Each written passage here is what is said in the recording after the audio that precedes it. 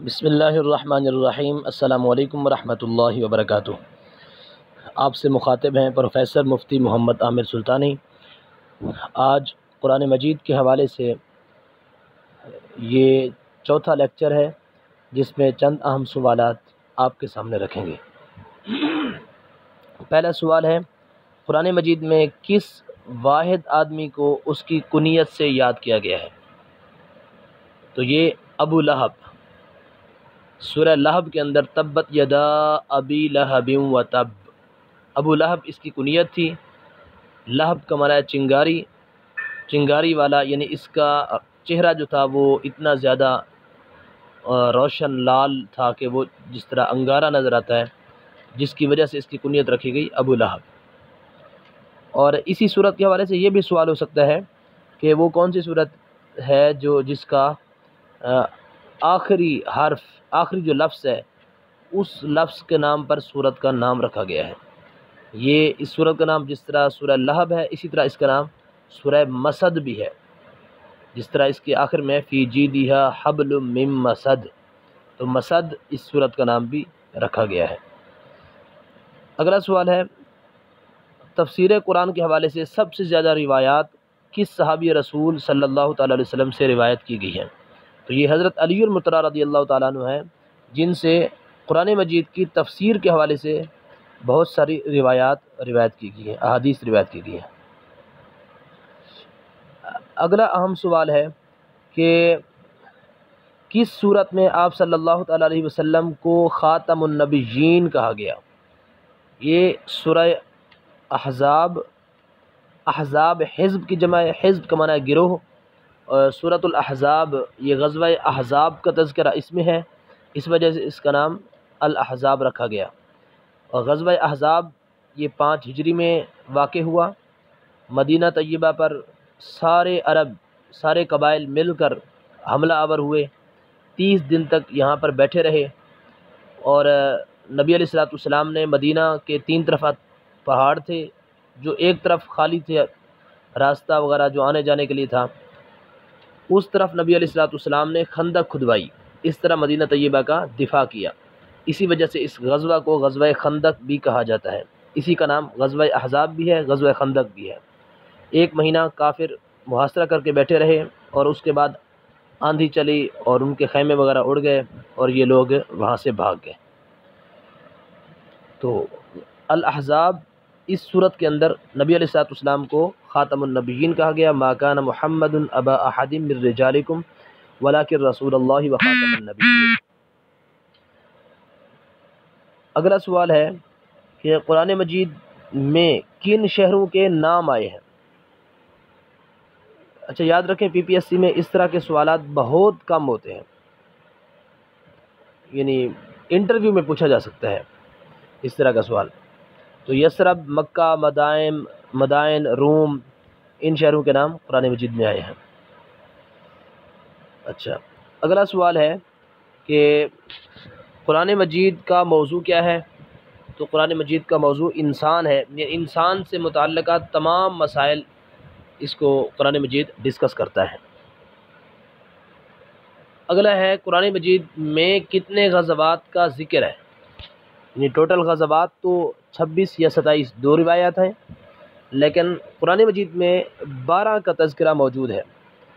غزوہ اس جنگ کو کہتے ہیں جس میں نبی علیہ السلام خود شریک ہوئے ہوں، یعنی یہ اصطلاح خاص ہو چکی ہے اب اس کے ساتھ۔ ویسے غزوہ جنگ کو کہتے ہیں، لیکن اب جب نبی علیہ السلام کے غزوات کا تذکرہ ہوتا ہے، جنگوں کا تذکرہ ہوتا ہے، سیرت کا تذکرہ ہوتا ہے، تو وہاں پر غزوہ اس جنگ کو کہیں گے جہاں پر نبی علیہ السلام خود شریک ہوئے ہوں۔ اور نبی علیہ السلام کے غزوات کی تعداد 26 اور دوسری روایت کے مطابق 27، اور جن میں لڑائی ہوئی، جنگ ہوئی، وہ صرف 9 غزوے ہیں۔ 9 غزوات میں لڑائی ہوئی، باقی میں صلح کے ساتھ معاہدہ وغیرہ حل ہو گیا، یا سامنے فریق نے پہلے ہی ہتھیار ڈال دیے۔ اور اگلا سوال ہے، قرآن مجید کی آخری وحی کے کاتب کا نام کیا ہے؟ آخری وحی کے کاتب، لکھنے والے حضرت ابی بن کعب انصاری۔ حضرت ابی بن کعب انصاری رضی اللہ تعالیٰ عنہ یہ قاری قرآن، وہ صحابہ جو مشہور قاری تھے ان میں سے ایک حضرت ابی بن کعب، اور نبی علیہ الصلوۃ والسلام نے فرمایا تھا 4 شخصوں سے قرآن سننا چاہیے، ان میں سے ایک حضرت ابی بن کعب انصاری رضی اللہ تعالیٰ عنہ بھی ہے۔ اور قرآن مجید کے پہلے کاتب وحی کا نام حضرت خالد بن سعید ہے۔ اگلا سوال ہے، اصحاب کہف کے کتے کا نام کیا تھا؟ ان کے کتے کا نام قطمیر ہے۔ نزولی اعتبار سے پہلی صورت، یعنی نازل ہونے کے اعتبار سے پہلی صورت اقرأ بسم ربک الذی خلق، اس صورت کا نام ہے العلق۔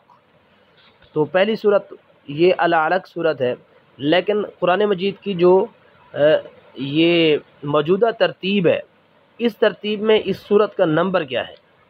تو یہ 96 نمبر پر موجود ہے، یعنی پہلی نازل ہونے والی صورت اس موجودہ ترتیب میں 96 نمبر پر موجود ہے۔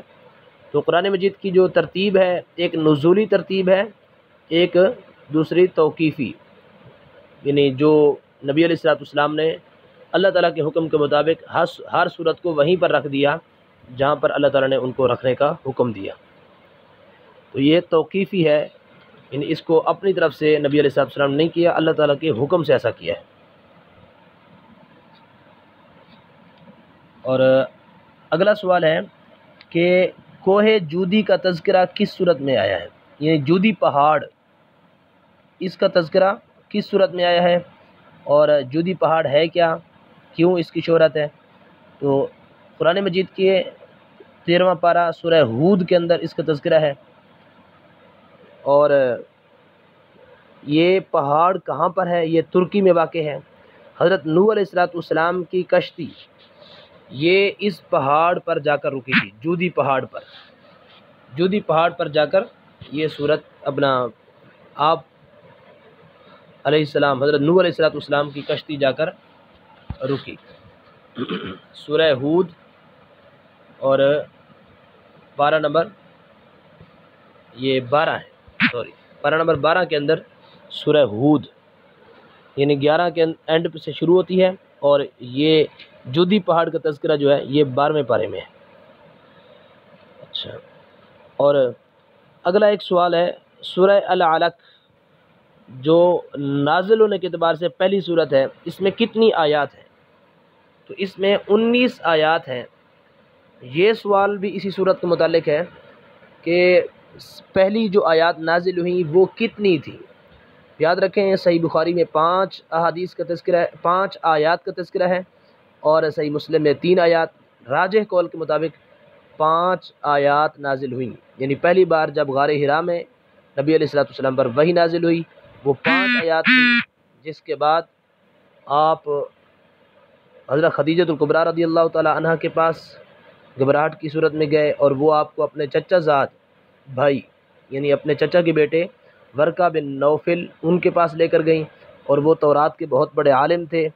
انہوں نے کہا کہ یہ تو وہی فرشتہ ہے جو موسیٰ علیہ الصلوۃ والسلام پر آیا تھا، لہذا کاش میں اس وقت زندہ ہوں جب تمہاری قوم تمہیں یہاں سے نکال دے گی اپنے وطن سے۔